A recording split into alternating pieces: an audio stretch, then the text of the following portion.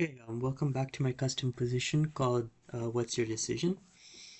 In this video, I'm going to be going over this move C6 theory. I've gone over it previously, but I have discovered there's a new line within the main line that white can try. As well as a bonus, I have one line that I said that I had in my notes was winning for white before, but I don't think I really showed it, and I hadn't really expanded upon it, so I've done that in this video. I won't be rehashing like old theory, going over that again, so please view the playlist on my channel if you want to see my previous theory and different variations in this position as well as in the C6 line, but I'll be going over the new discoveries in this video.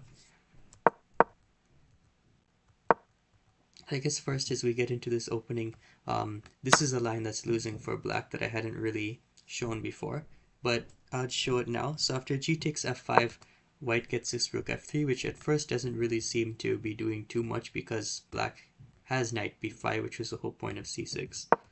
But we see that, okay, after g takes f5 and d5, knight d3, and d4 over here, okay, black has defended the c3 pawn very well, and white's f6 pawn could be doing better if there's a pawn on e5, but there isn't. So it looks like black could have something good here.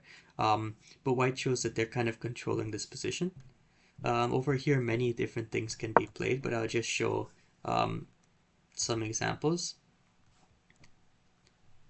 And you'll see why white is favored in a position like this. After g3, knight g3, knight d5, for example, knight e4, bishop d7, knight e5, bishop takes. So if bishop takes, f takes e5, and now white has this defense over f6 as well as they have a very strong pawn over here on f5, and white has more space.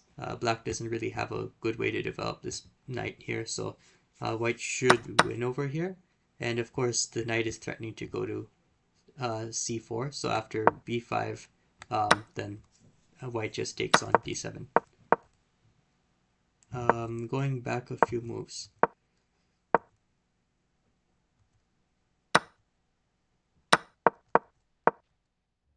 So if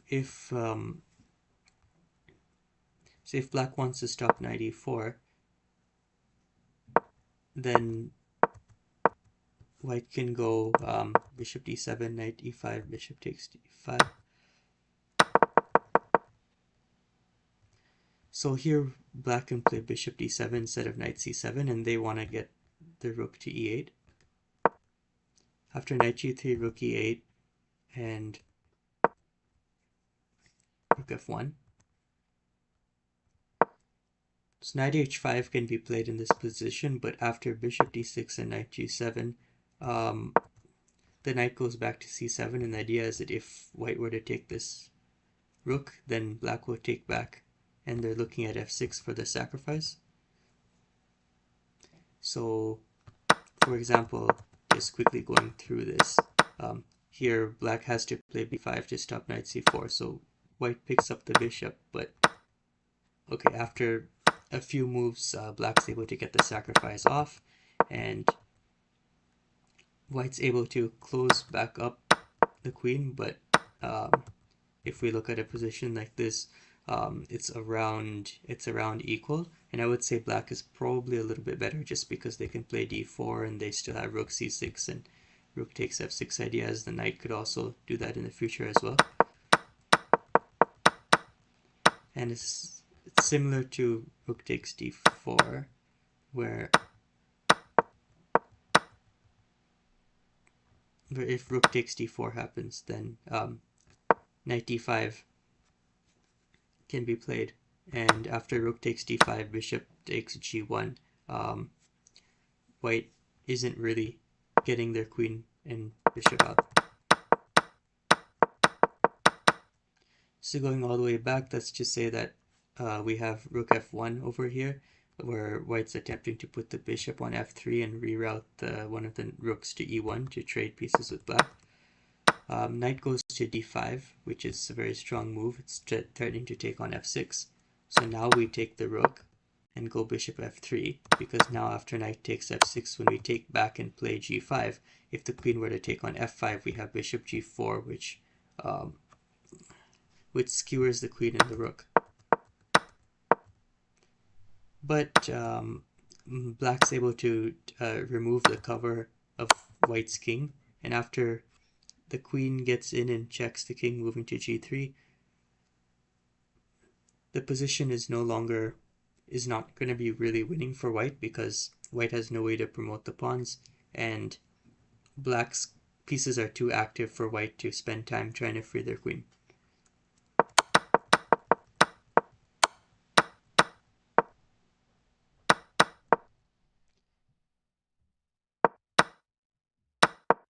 So if I were to go back a few moves,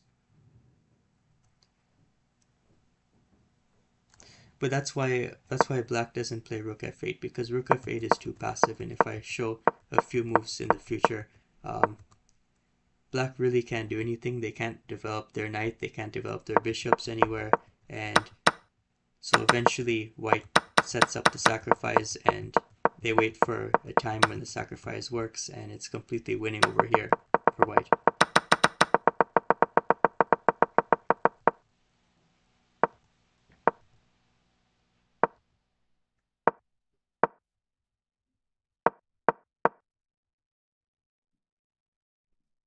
Okay, but this variation, as I've said before, is still winning for white. So instead of knight h1, white plays rook f1 early in the game, and after knight c7, then there's bishop f3. So now white is preparing to potentially meet knight d5 with bishop takes d5, but over here they can play knight h5 first, and after g3, which defends f4 over here, b5 is played, knight g7, rook f8, and over here the rook moves because there's no knight. Well, I guess there is a knight that could go to c7 over here,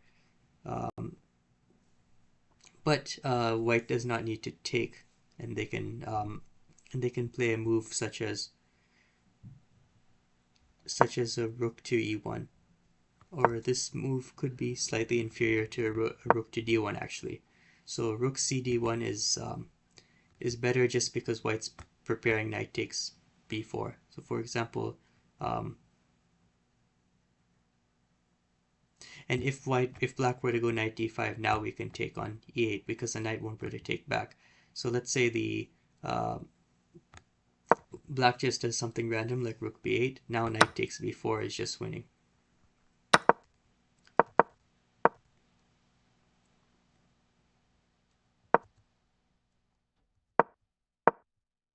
So that's why rook f8 was played in this line.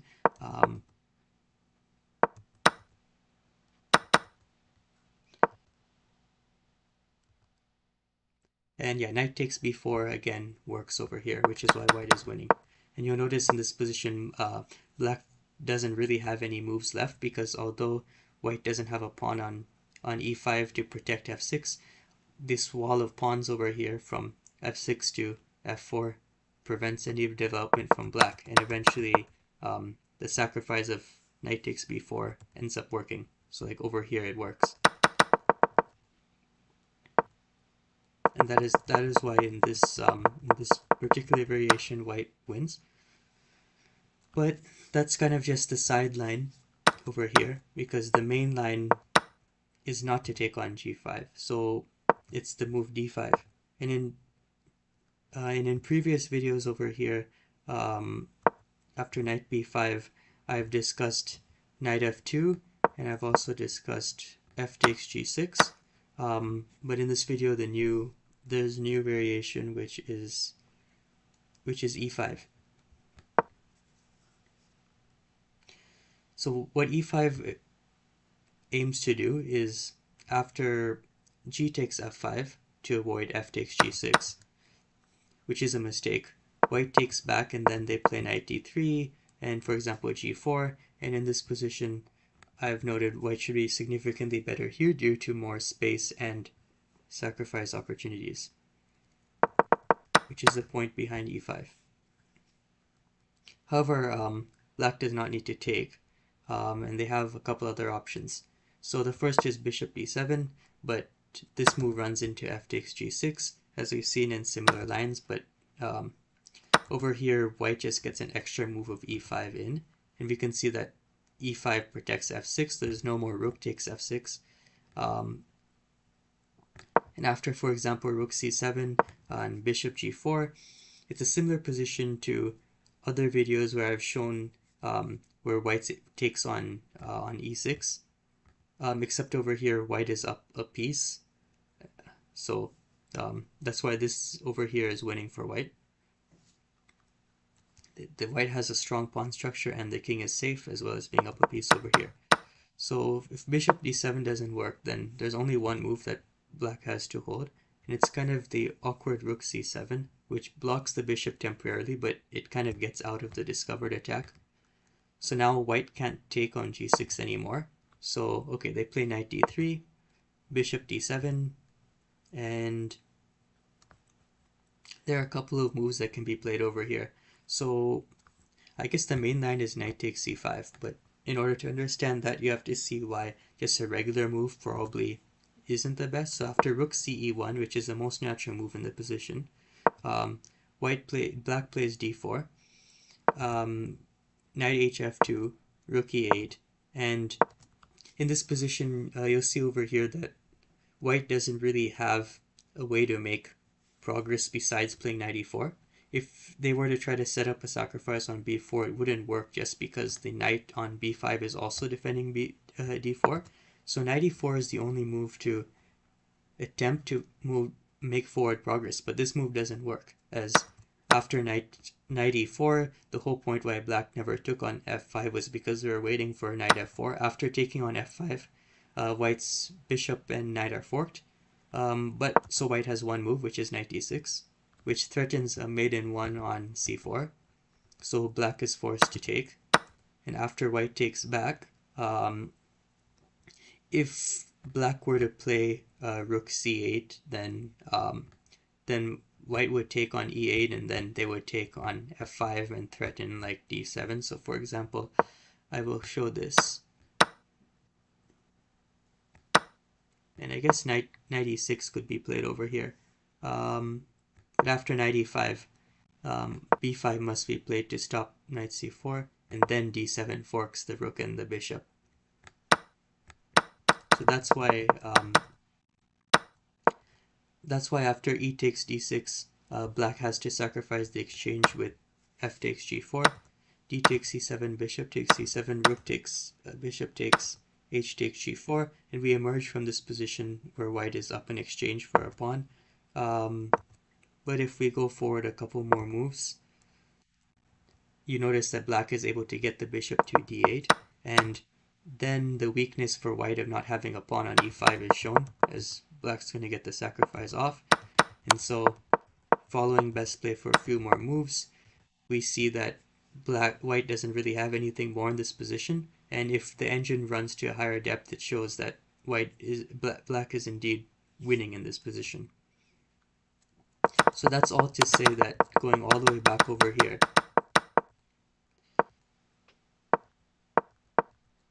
white has to take on c5 in this position, because that's their only way to make forward progress. And knight takes c5 is a move that could work, but it has to be calculated. But in this position, it's the only thing that can be done. Knight takes, bishop takes c5, and rook e8 is played just to stop the rook from being hanging. Knight f2, which aims to go to d3, where bishop takes b4 would end the game and white would win, because white would take on c3 after that and free their pieces. But black has b6, so now after knight d3, black is going to take on the c5 bishop, and the bishop doesn't really have any good squares to go to.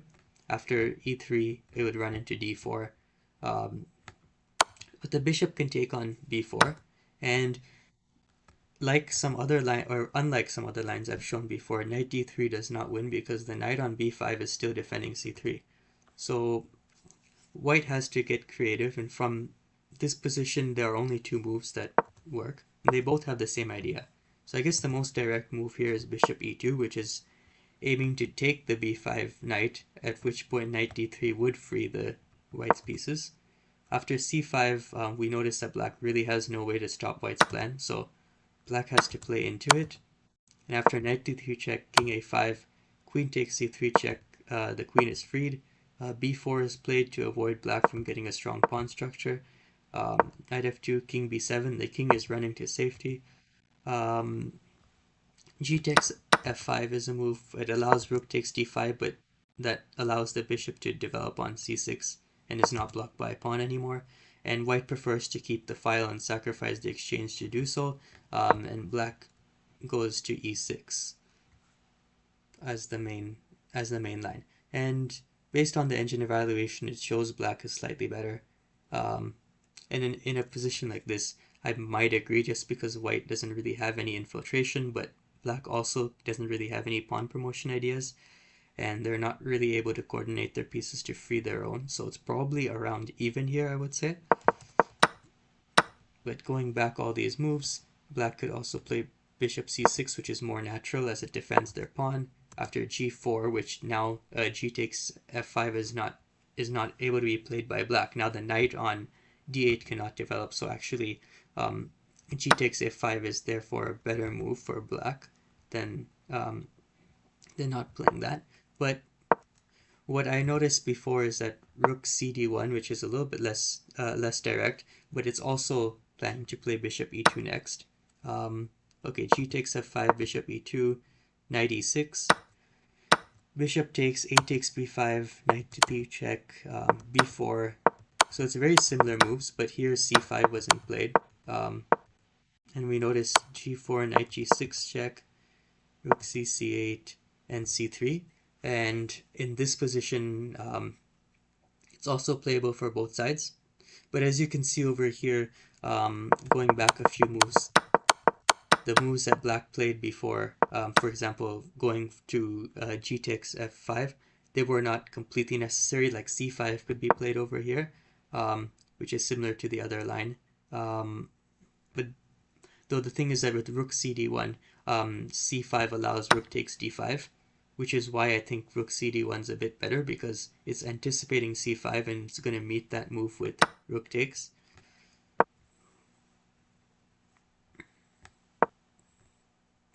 And in a variation like this, I'm not sure if bishop takes b5 would work here. It might. But the rook is still hanging here, so maybe the rook would move back first. Then the king has to run. But anyways, there are several moves. That move is playable for black as well. So there are several options in this position. There aren't any only moves, but it's definitely playable for both sides here. And but it's a little bit less clear, and I guess there's potential for both sides to go wrong over here, which is fine, but so that's why it's your preference as to what move you want to play. So going back to move 5, this e5 is a new move, but knight f2, for example, was shown in a previous video, which is a little bit less intense, and there's actually like less theory, so the theory here ends on move 9. So if you want like less theory, you could play knight f2, and also you could play f takes g6 over here, which, okay, you win the rook, but you don't have that strongest structure next to your king, and black's pieces are free.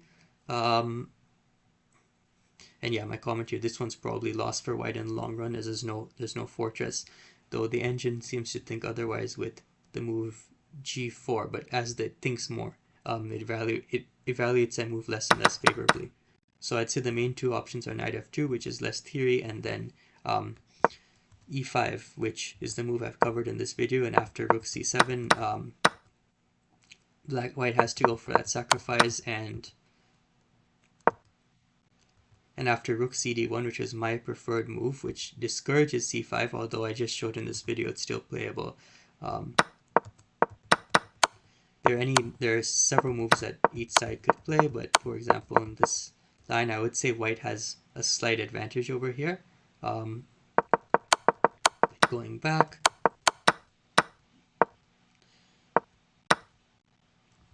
black could play c5, and then, like I showed earlier in the video,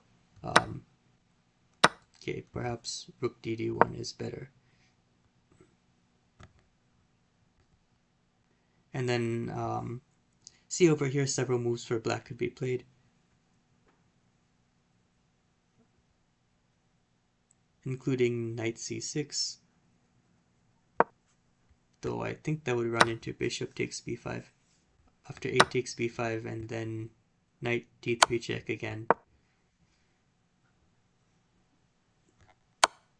White is getting the queen out. And yeah, I think in this looks a little bit better for white than other variations. And the engine seems to agree because it's evaluating white more favorably even on low depth. So yeah, g takes f5.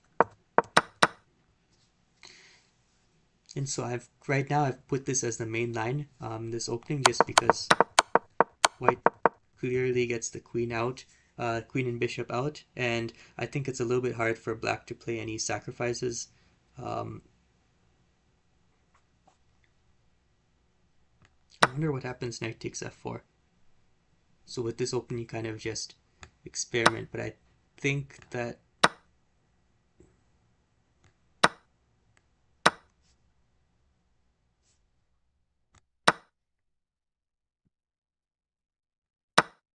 over here it might be too much for black to sacrifice because white's queen is already out as well. And I think that's why the engine, yeah, white is up too much material over here. So yeah, so going all the way back, knight takes f4 is not a move. But yeah, that's kind of how we do theories. We kind of just think of ideas ourselves and then put them into the engine, or we look at the engine, because the engine isn't perfect in this position, so you have to think of stuff yourself. But yeah, that's kind of it for this video. I guess this one's a new main line, but the other two playable lines that or I guess the other playable line, knight f2, that I've showed in previous videos, is perfectly playable as well. So yeah, that's about it.